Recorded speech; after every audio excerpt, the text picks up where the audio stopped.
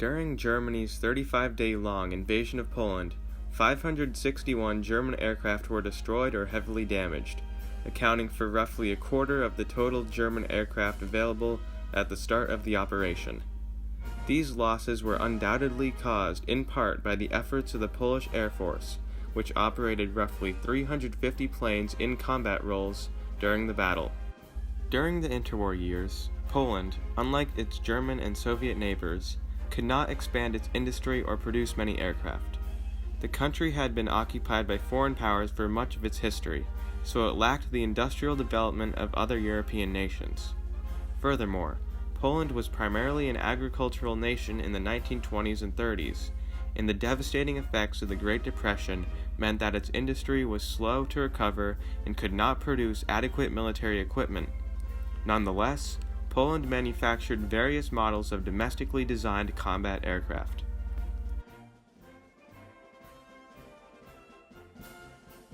The PZL P-7 was based on a previous design, the P-6, which had won the national air races in 1931.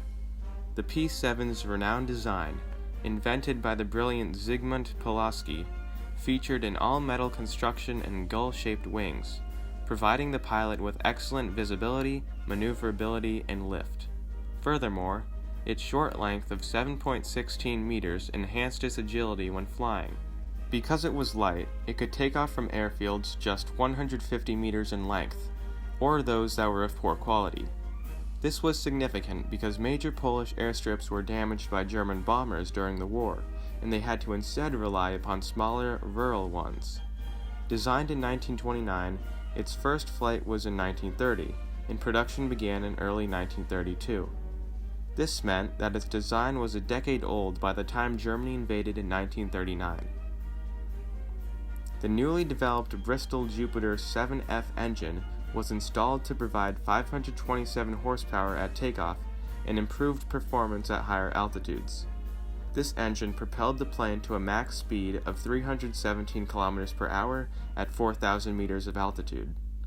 Finally, two 7.9mm WZ-30 machine guns were installed, which was standard fighter armament for the early 1930s.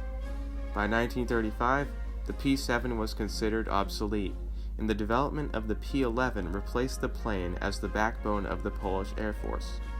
30 of the 149 produced P-7s served in the Polish Air Force in September 1939.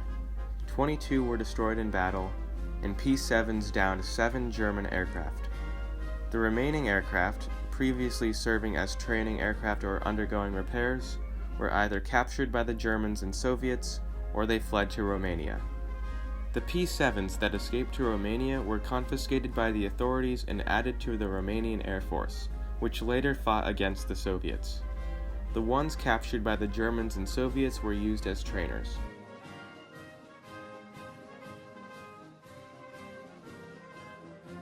The PZL P-11 was intended to be the successor of the P-7.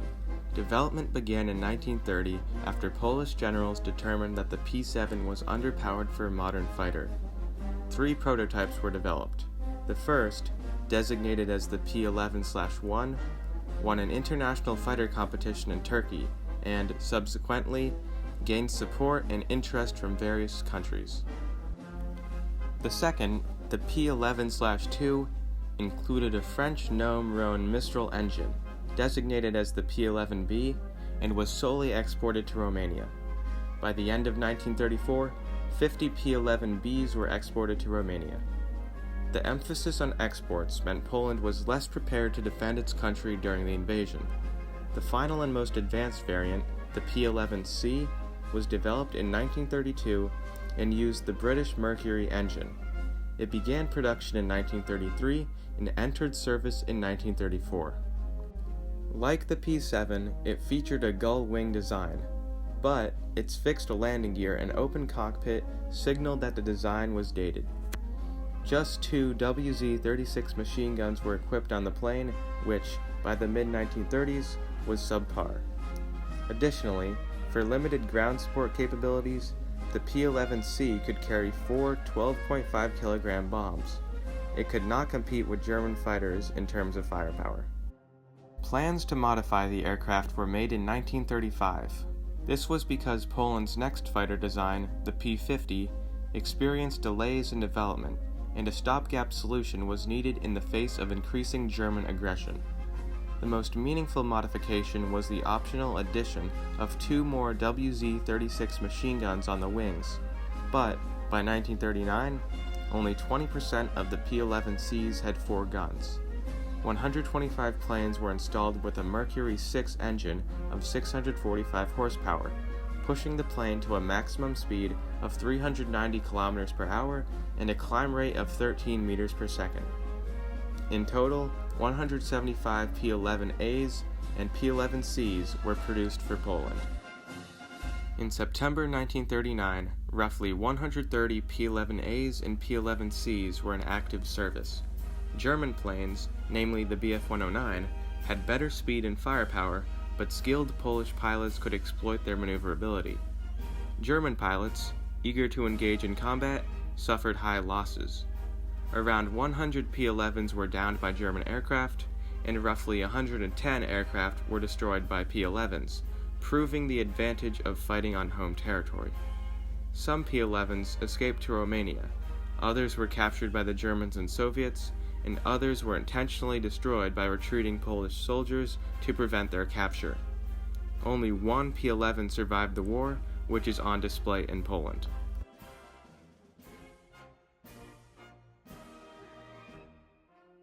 Following the Polish-Soviet War in 1920, the Polish military focused on the development of aerial reconnaissance and light ground support aircraft.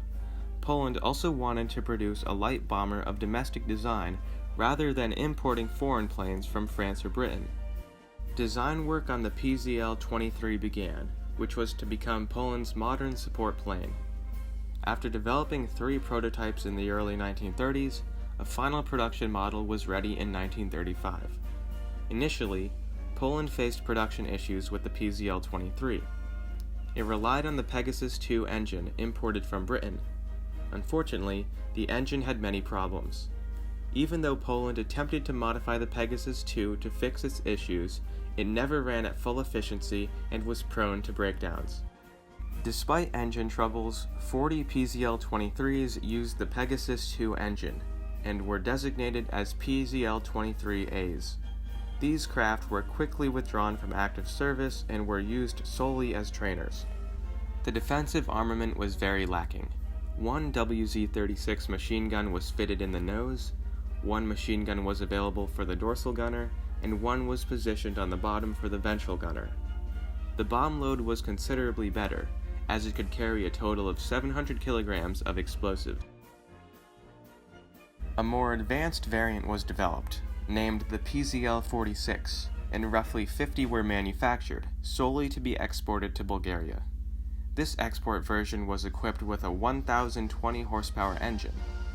The effort Poland put into producing planes for foreign countries was incredibly detrimental. In a time of increasing German and Soviet aggression, Poland required all of the military equipment they could get. Although the Polish military confiscated 5 PZL-43s in 1939 before they could be shipped to Bulgaria, it did little to turn the tide of the war. When Germany invaded Poland, 118 PZL-23s were available for use. Most of the reconnaissance done by the aircraft was of little help to the Polish military. In combat, PZL-23Bs inflicted heavy losses on the 4th German Panzer Division and Panzer Division Kempf. However, the Polish planes suffered heavy losses during these attacks, and such aerial firepower could not be replicated for the rest of the war. The limited number of fighter planes available meant PZL-23s could not be properly defended, and their slow speed made them easy targets for German planes and flak. Interestingly, PZL-23Bs were responsible for the first bombing raid against Germany, which occurred in the town of Olau. Finally, 67 were lost in direct combat, and 60 were lost on the ground. The remaining were either captured, destroyed by retreating Polish soldiers, or fled to Romania.